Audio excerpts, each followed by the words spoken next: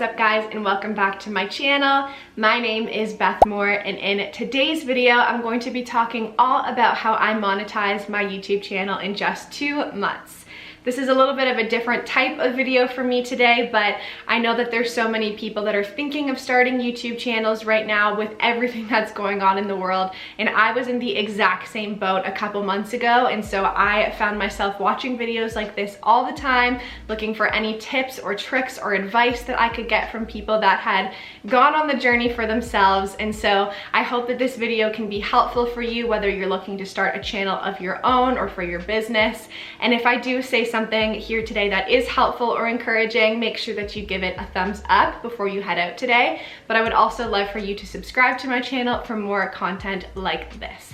I don't really have any of this stuff written down or kind of planned out in a way that's easy to present to you guys. I'm still very fresh to having my channel monetized, and so I'm just gonna kind of share off the top of my head some of the things that have been helpful for me. But if you are interested in growing a YouTube channel or learning more about how the whole world of YouTube works, then just keep watching. So to bring you guys up to speed on my YouTube story so far, I actually posted my very first YouTube video back in 2018. It was a wedding video after my husband Jared and I got married, and I literally only put it up there so I could have a spot to store it and to send family and friends to if they wanted to watch it as well.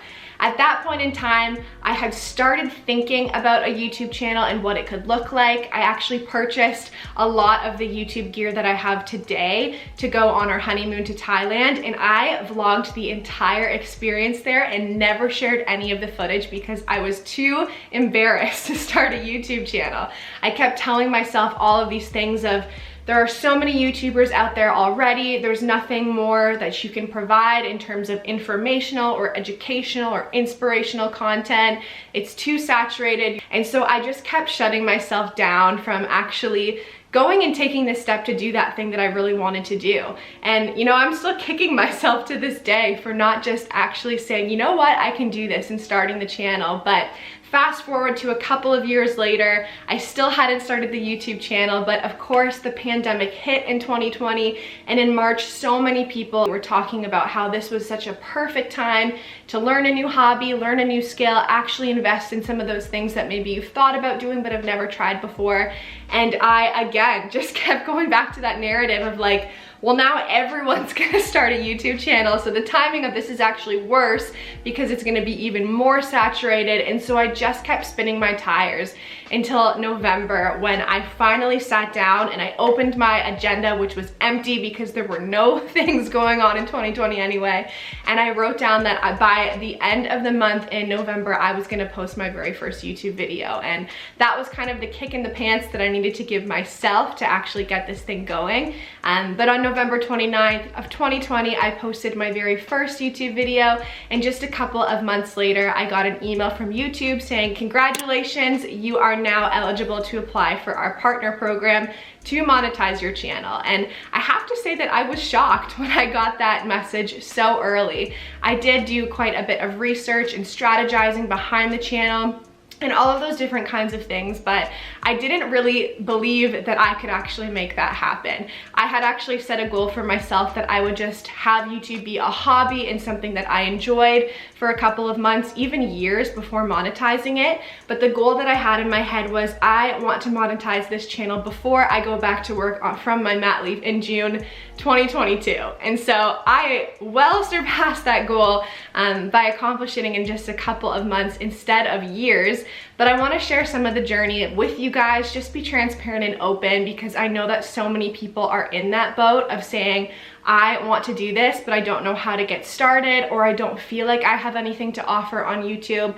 And so I just want to give you some of the things that helped inspire me to get started as well. The first thing that I would say is, if you are in that position right now of feeling like there's nothing that you can actually offer on YouTube, or it's too saturated for you to jump in and so it's impossible for you to grow, I would just tell you that that is not true. The reality is that you are unique and you have something to offer this world that nobody else can offer. There is a gap in the YouTube world until you actually step in and fill that with what you have to say. And so stay true to yourself. It's so tempting to jump in and want to copy or mimic things that you've seen other people do. And while to a certain extent it's great to take inspiration from some of your favorite YouTubers, you will find the most success when you come in and you be authentically you. So know that there's still space for you in the YouTube world, and don't allow that to be something that actually keeps you from stepping into everything that you could with a YouTube channel. There are so many basics when it comes to starting a YouTube channel that I could take the time to share in this video, but instead I want to focus on some of the things that really I think contributed to how I was able to monetize in a couple of months. And so I'm actually going to link below some of the people that I watched to get inspiration on those basics, like having a YouTube banner and the dimensions of that and the right image for your icon and having like a really strong about me description and all of those different things. They're all important, and so I'm not going to discount any of that stuff. Those are the basics that you need to kind of check off when you're creating your profile on YouTube, but it's not where I'm going to spend the bulk of my time today. So make sure that you do check out the description box for some great resources and people to watch when it comes to all the things to know before creating your channel. I would say the biggest thing that has allowed me to do well on YouTube over the past couple of months now is to understand how the algorithm works and to try and make it work for me. For context, I actually work in digital marketing and have for a number of years now, and one of the things that I specialize in that realm of online marketing is actually search engine optimization. And search engine optimization is also known as SEO, and it's basically the process of optimizing your website, your blog, your content online for search engines so that people can actually find you online. I think the biggest thing that allowed me to actually do well in the first couple of months on YouTube is the fact that I looked at YouTube the same way that I often look at Google for my clients or the different businesses that I work for. YouTube is a search engine, and it's a search engine that's actually owned by Google. We would be crazy to assume that YouTube is totally different from how YouTube operates in the way that it actually shows and recommends content to people. Of course, there are different places where YouTube is recommending content like browse features and channel pages, but YouTube search is still an important element of how you actually are optimizing your content, and you're more likely to be recommended in all of those different browse features and channel pages, and up next, recommended videos as well, if you follow the basic steps that YouTube wants you to follow to optimize your video for viewers. If you don't know much about SEO and how that works on YouTube or Google, I would say to take some time to look into that and really understand what goes into making a video really easy to find on YouTube. Before I post a video, I make sure that there are a number of things that are optimized, including the title of that video. I'll always make sure that I have a keyword in the title of the video that's going to be related to the things that people are searching for when they're trying to find a video about that certain topic. I make sure that in my custom description box, which is really similar to a meta description of a website, that I've detailed in that box what the video is about, thrown in another couple of keywords in there. I leverage tags on my videos and try and think about all the different variations of keywords or types of topics that could be related to the video that I'm posting, so it's easier for people to find. And of course, I think a lot about watch time. Watch time is one of the most important factors when it comes to a YouTube video and its success, because if you think about it, YouTube wants to keep people on their platform watching their videos for as long as a period of time as possible. And so you want to make sure that your videos are not boring. You're putting information in there to captivate people throughout the video, to keep them watching, because the longer your watch time is, the more likely YouTube is to recognize that as a valuable piece of content and actually push that to more people as well. So this kind of fits into understanding YouTube SEO, but the next thing that I would say is to really focus on your thumbnail.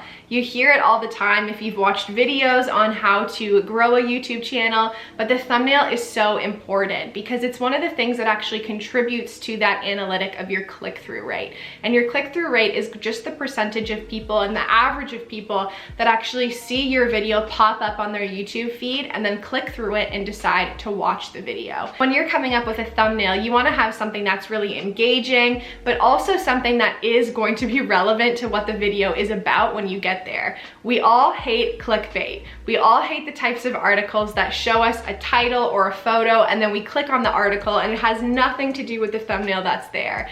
And so while I think there is an element of doing some things that might be a little bit shocking or surprising or really interesting to people when they see that thumbnail come up, make sure that if you are taking that angle, that when they get into your video, it has something to do with the thumbnail that you've chosen, or else all of those viewers are just gonna bounce. To edit all of my thumbnails, I either use Photoshop or Illustrator, but you can also use Canva and just drag and drop photos in there, use different elements, emojis, graphics, different types of text that can be really engaging for people when they're scrolling through their feed, and it actually grabs their attention and makes them want to stop to watch your video. Next thing that I would say is don't be afraid of self-promotion. This actually ties back into YouTube SEO, because the more views you have, the more likes you have, the more comments that you have in the first little while after a video goes up on your channel, the more YouTube is to actually recognize that video as a successful video on your channel and actually promote it to other people. One of the things that I did in the early days and continue to do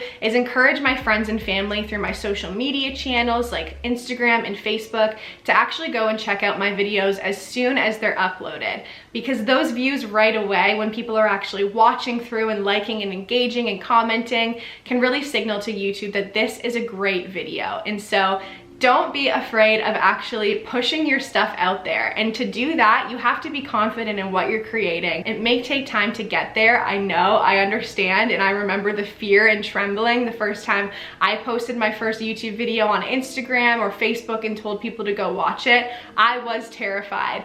But eventually you do just come into your own with it and recognize that you are doing something that is valuable, and if you can get behind it, other people can get behind it too. So don't be afraid to go out and push your videos as soon as they've been uploaded, and encourage people to like and subscribe in your videos, because it's all of those different metrics and analytics that are going to help your YouTube SEO over time.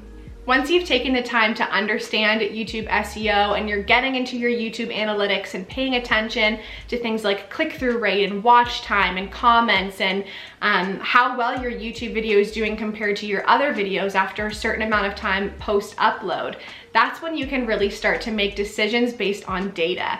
And that is one of my biggest recommendations to anyone that's looking to start a YouTube channel, is to not just kind of like make a shot in the dark and hope that all of your videos do well, but to actually think strategically about the videos that you're posting and when. For example, in my case, I personally really like watching vlogs. I like watching some of the YouTubers that I've tracked with over the years go about their daily lives, because it's kind of a cool glimpse into who they are and what's going on in their life. However, when I tried to do the exact same thing, I think it was a little bit too early for my channel to just start doing vlogs and have that be the only type of content that I was creating. Because my channel is new, I'm putting more of an emphasis on creating educational or informational types of content, or even inspiring types of content that people can come to and actually get some value out of, before I go and I focus on posting vlogs or what's going on in my life. And the basic concept behind that is because I don't really have a huge following of people that have been tracking with me for years that want to see what I'm doing every single day. It's not to say that that's not possible at some point, or that there's not some people that are interested in that, but I'm much more likely to develop a group of people that are interested in watching vlogs from me the more that I build up that following over time with different types of content. So for me, I am still interested in posting vlogs once in a while, but it's not gonna be my bread and butter. You're not gonna see a weekly vlog from me for a while, or even a bi-weekly vlog, or any of those different types of things. Vlogs are gonna be more of those fun one-off videos where there's different things going on in my life that are interesting to share, versus something that I do every day while I'm still building up a following on my channel. So for you, whatever that looks like, take some time to think strategically about the videos that it makes the most sense for you to be posting right now. Go to your YouTube analytics and pay attention to the videos that you've posted that have the most views, the most engagement, the most comments, all of these different types of things. This is a huge indication to you about the types of videos that people want to see from you, and the videos that YouTube is more likely to recommend to other people if you continue to post. a lot of people will say that it's super important to niche down. And I think that is important. So think about a variety of a type of video that could work for your niche specifically. But in my case, my niche is lifestyle. And in that niche, I'm able to post a variety of different videos about things like relationships, food, motherhood, fashion, beauty, etc. instead of just focusing on one thing and going so far down that niche. And so think a little bit about what it could look like for you to identify the niche that you want to be in while still giving yourself room to actually breathe and grow, especially in the early days of your channel, and figure out the type of content that you really do love to create. For myself, I have a content plan that I reference, and I have a YouTube video scheduled and planned out in advance every single week until the end of August. I know that that sounds insane, and it's like, oh my gosh, that is so many different types of YouTube videos, but I want to be strategic about what I'm posting and when I'm posting it and when I'm bringing people into different things in our life. And so I've actually thought ahead about a lot of this stuff, and I think it's such a great way to actually remove some of the stress of what type of video am I gonna film this week, when am I gonna get it done, what am I gonna be focusing on. Having a content plan is just a really great way for you to be able to take that idea of making decisions based on data and then incorporating it into the practical sense of this is what I'm gonna do and this is what I'm gonna do it. So once you are making decisions based on data and you've thought a little bit more about your niche, then I would say to start paying close attention to what's happening within your niche. And this is where it's important not just to become a copycat of other people on YouTube, because the reality is that those big YouTubers already exist. They're already meeting the need of being who they are. And so all that you can do now is just meet the need for other people of being who you are. So ask that question to yourself, is what is the unique thing that only I can offer? You want to pay attention to the types of videos that people in your niche are posting, what's doing really well, what videos are maybe not doing as well, YouTube trends that you could actually jump on that could be really fun for your channel. But you need to remain authentic throughout this process. If you just go and do everything that that big YouTuber that you really like and aspire to is doing, you're not actually gonna be meeting a need for people. As hard as it can be, especially when you're figuring out who you are and your voice on YouTube, try to just remain authentic to yourself. Be who you are, because even though it is over a screen, people can tell when you are not being authentic. So don't have the personality that just turns on as soon as the camera turns on. Just try to be who you are naturally, and that's where I find that a community can really start to develop and to grow. People are drawn to vulnerability and other people that are real, especially in today's day and age. So do whatever you can to stay authentic to you, whether that's taking a little bit of time to just remind yourself before you start of the fact that you have something unique to offer to the world and coming back to that principle again, but to really try as you focus on what's going on in your niche to stay true to who you are. I understand that it can be so hard to get into this practice of sitting in front of a camera and turning it on and being you. Just acknowledge the fact that like the first few YouTube videos that you post will probably be your worst. As a perfectionist myself, I know that that can be such a hard thing to actually come to terms with, but it's true of any new thing that you start. It's going to be probably really weird for you in the early stages, but you will grow into who you are over time and build a community of people around your personality and your brand that's actually different from the other YouTubers that are operating within the same space as you. My last piece of advice would really be to just make sure that when you approach YouTube, you're approaching it from the perspective of just wanting to do it for fun versus wanting to turn it into a job, because you will burn out so quickly if you decide to go that route. If you're looking for a really quick way to make money, I would honestly just say that YouTube is not the way to do it.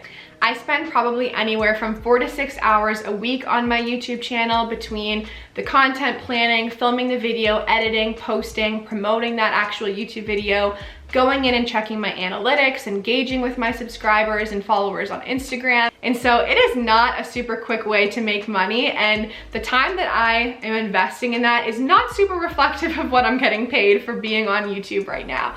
But at the end of the day, it's something that I really do enjoy doing. And so over time, even though it is a hobby for me, I know that it can grow into something bigger. And it's the fact that I actually do enjoy creating YouTube videos that's going to allow me to continue putting all this time in over a period of time where I may not be seeing a huge return off of it financially. financially, and that's okay. So if you want to start a YouTube channel, I would say to just check the motives on that. What are the reasons that you want to do it? Is it to grow your business? Is it to just have a hobby on the side? Do you want to learn video editing, build a community, etc.?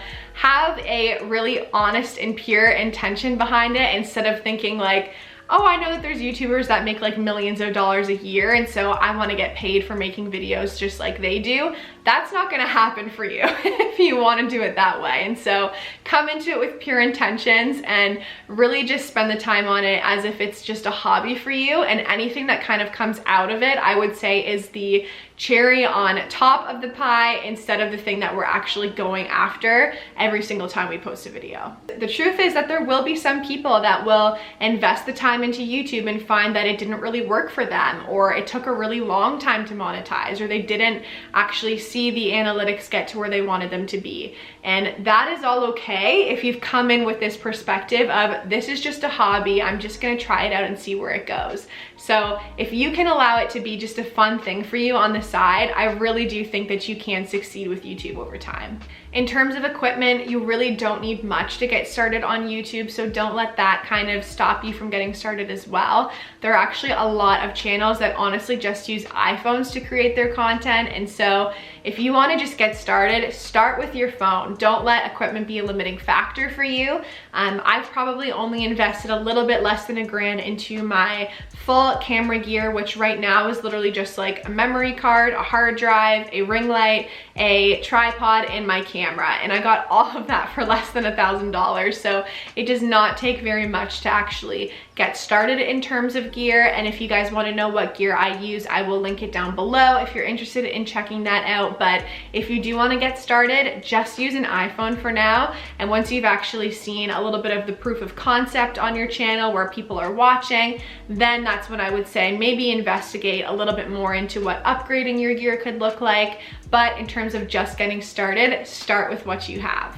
Well, I hope that this video could be helpful for you. I hope that it wasn't too jumbled and all over the place. I kind of have a lot of these thoughts just circulating in my head right now, and I wanted to get them all out while it is still fresh. So if there is anyone that is interested in starting a channel or is new to the YouTube journey and you've got questions about how I've done anything with my channel, literally anything, feel free to shoot me a message, because I do want to be open with what I've learned so far and just try and help someone out in a time where I knew that I could really use help too. So feel free to send me a message, and if you did like the video, make sure that you like it before you head out today and subscribe to my channel so you don't miss out on any future content. Until next week's video, I love you guys, praying for you guys, and I will see you soon.